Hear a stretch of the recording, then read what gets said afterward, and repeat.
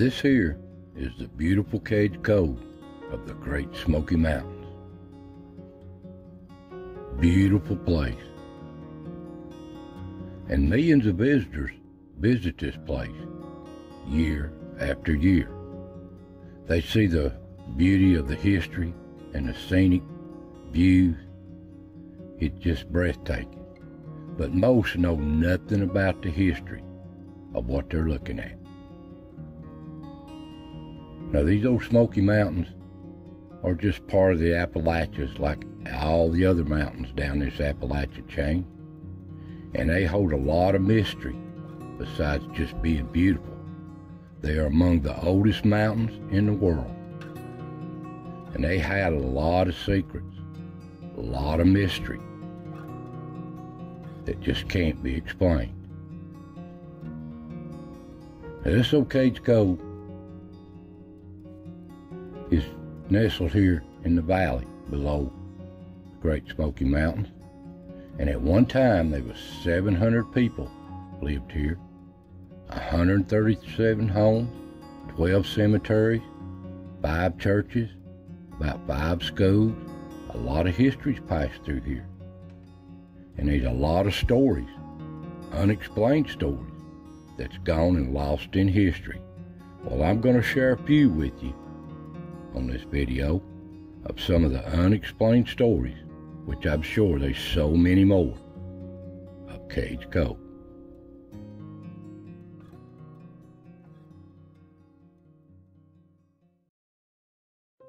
Well, this little story is a cabin in the woods.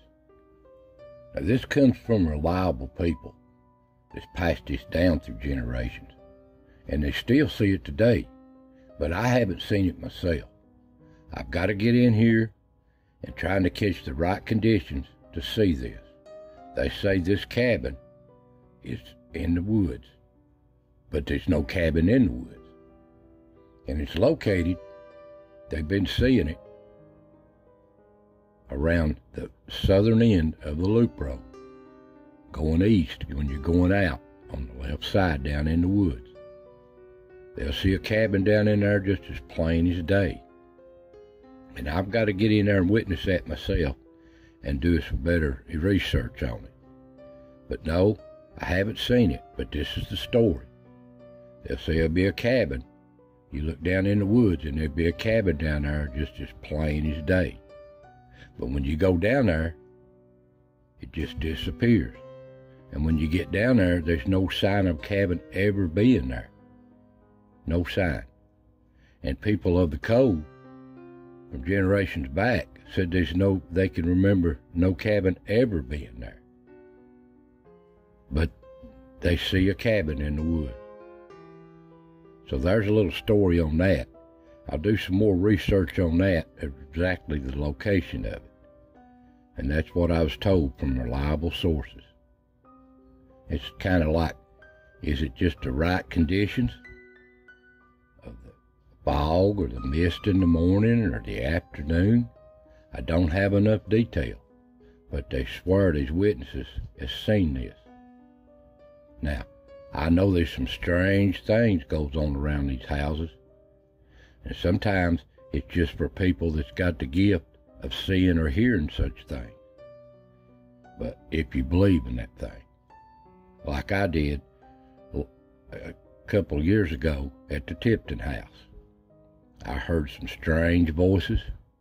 Didn't see them in person, but I recorded them when I was taking pictures of audio and video. But you could see this video on this when I was at the Tipton house. Right here it is. But there's some strange things there. But it's so hard to get yourself and be quiet in some of these houses and cemeteries to pick up on some of this stuff, because it is just wall to wall with people. So I'll try to get back in there and get some more research on maybe some more of this stuff. Well, there's a story on the little cabin in the woods.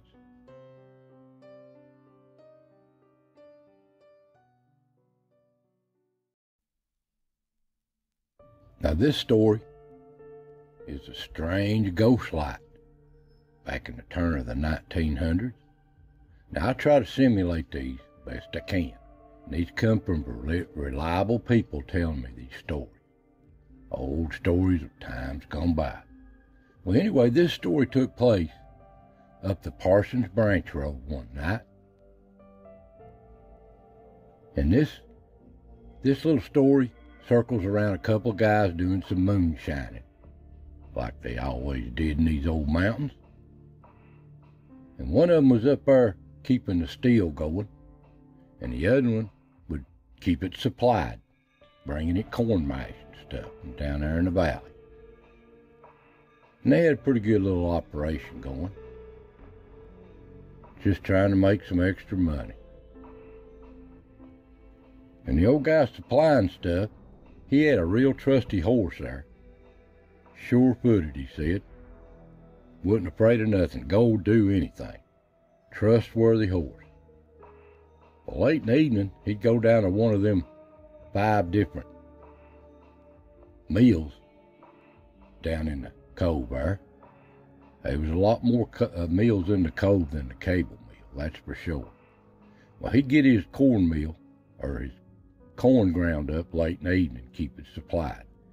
Well, at about dark, he'd head up the holler there, up old Parsons Branch Road, so he wouldn't be noticed or seen so much where they had their steel at.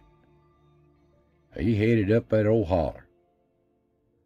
He got here in a real close place here where the ridges come together in that road, and the old horse just bowled up on him. Would not move.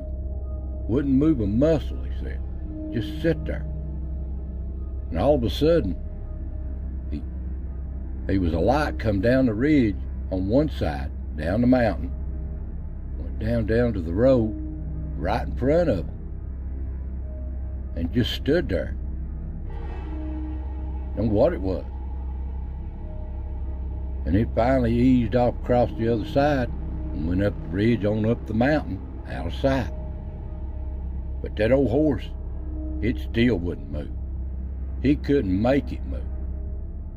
No matter what he done, that horse was not moving through that spot.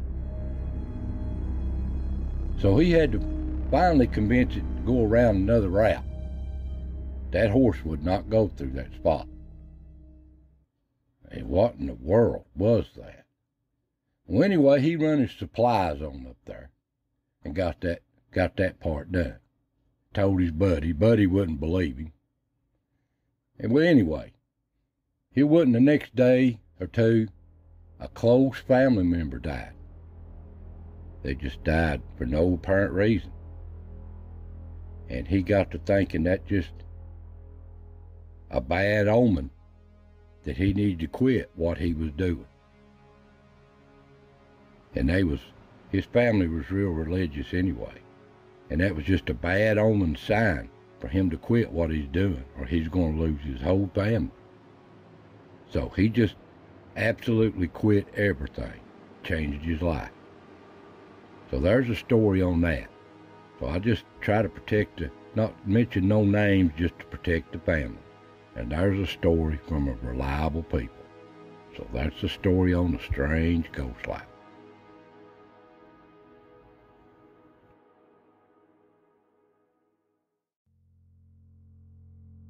Now this next story is one of the panther.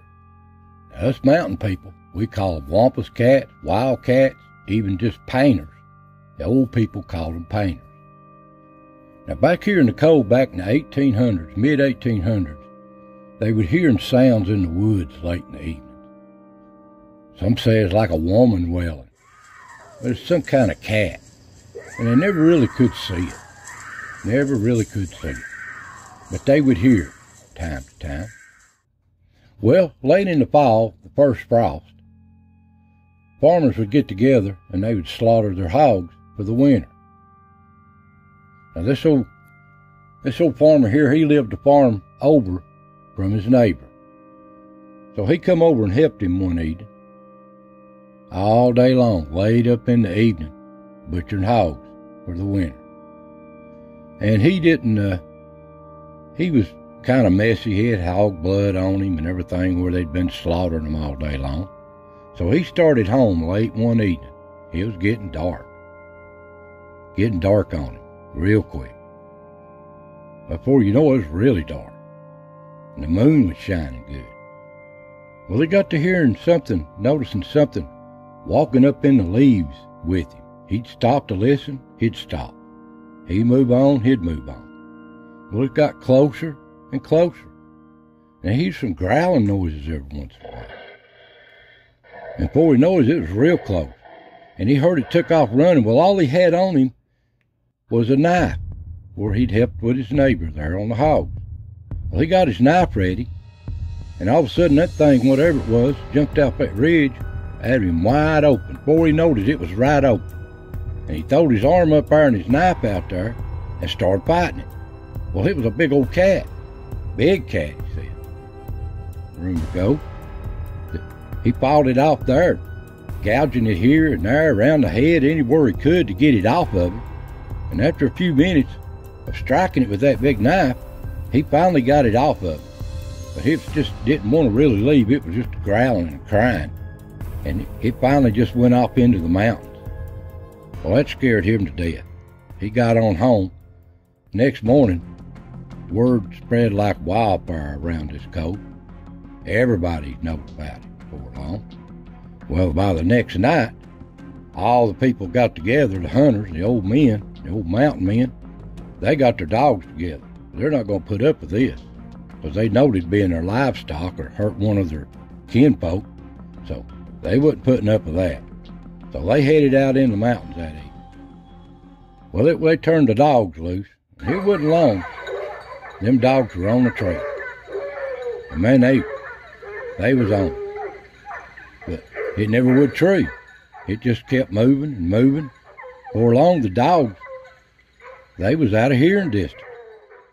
And I reckon all night long, them dogs never did tree or stop that cat. Well, they come back the next day. They never did get that cat. Never did. Well, time went on. They run it out of there. And never did see it no more for a while. Well, the rumor goes, the story goes, that a few weeks later, somebody that run that cat went over into North Carolina. And somebody over there had problems. And they got a shot at it and they killed it. And when they killed the thing, they got to looking and everything. The rumor, the story goes, that it had scars all around its head, its chest, belly, where it'd been cut, slashed up. So that old guy had done a number on it. People really didn't believe him, but there was the proof. So that's an old story from the Cove. So.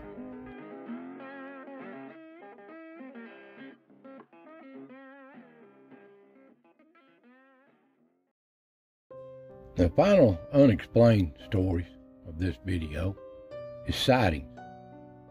Now, a lot of these sightings come from the modern times, like from the mid-1900s on. The old-timers didn't get no reports of sightings from them. But these are just stories that I've been told. Now, this comes from a reliable story. A guy back in the 80s, his family, coming out of Cades Cove, went across the Rich Mountain Road. And they stopped on top because nature called. And while they was out, they got to smelling a foul smell. And they got to looking around, where's that smell coming from? And they got to see something moving between the trees. Couldn't tell really what it was. And he tried to take some pictures, but you can't really tell. Something moving around was trying to stay hid. Now that was on top of Rich Mountain, coming out of the cove. But the biggest story over time just happened just above this cove, a place called Spence Field, where back in June of 1969, little Dennis Martin went missing with his family up there. This is the most strangest of all, and he's still missing today. Some say it was a wild man, Bigfoot, reports of being abducted, or he just got lost. We really don't know. But people said that, a family said they seen something up Rollins Creek looking for, animal sign. They seen a wild man of some kind had something over its back. But you see and read so many stories, you don't know what's true and what isn't. So here's Spence's field up here, a picture of it. Now this subject gets deep. I've done videos on this before. You can see here's the videos. You want to dig back in my channel videos, you can find them. There's just so much history.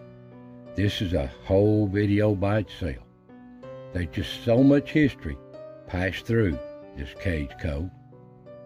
And there's a lot of stories that's gone forever, that's gone with our elders. So I'm just passing on some of their stories. I tried to keep the family names quiet because this is just stories that need to be told and passed on down. So I hope you enjoyed this little video. A lot of mystery still in these Appalachians, and this is just a few of so many. So I want to thank you for watching.